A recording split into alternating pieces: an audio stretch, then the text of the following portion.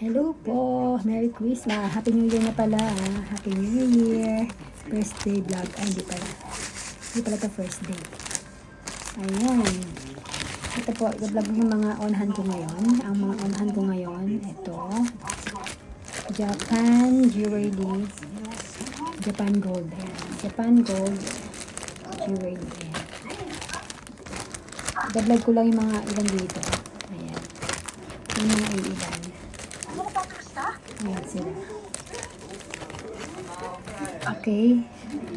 Ilalabas ko lang yung isa. So, yan, pakita ko lang po itong mini Monaca set na earring and necklace. Ayan. Mini Monaca set. Okay, yan po. Yan siya.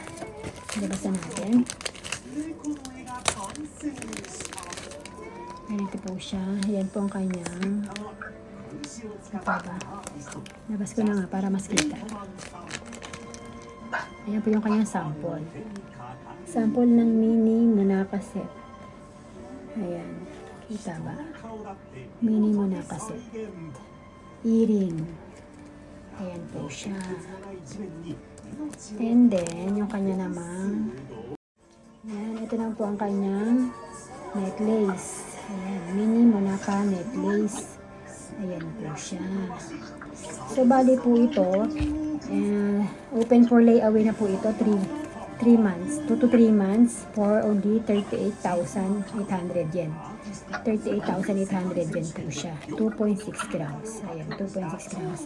Open for layaway, 2 to 3 months po. 2 to 3 months. Ayan siya.